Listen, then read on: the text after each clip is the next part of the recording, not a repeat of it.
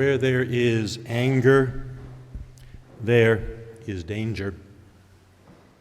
Where there are harsh words, there are harsh results.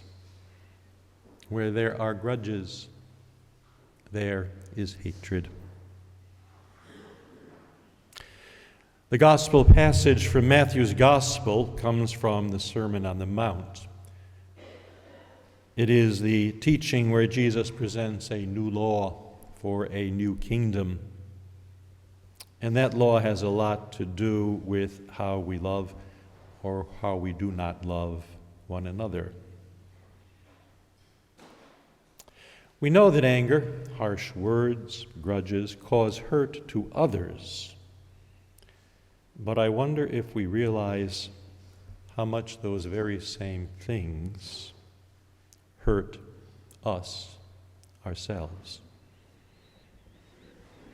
Later on in Matthew's gospel, Jesus says, "Love your neighbor as yourself."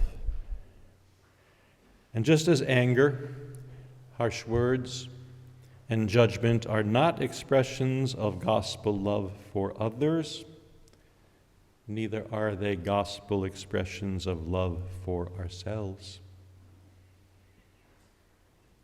Because anger, harsh words, and grudges corrode the vessel in which they are held. And that vessel is our own spirits.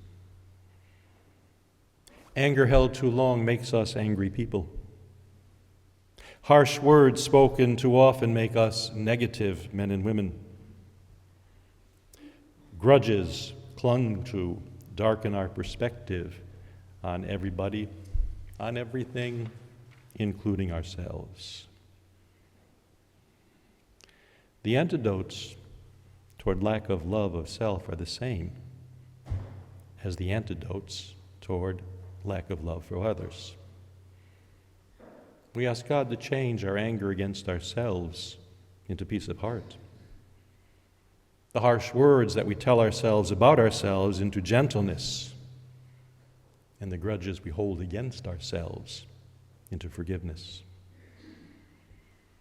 The call of Jesus in the Sermon on the Mount is far-reaching, reaching out to extend gospel love to all and reaching in to extend gospel love to ourselves. The Lord himself said it, "You shall love your neighbor as yourself."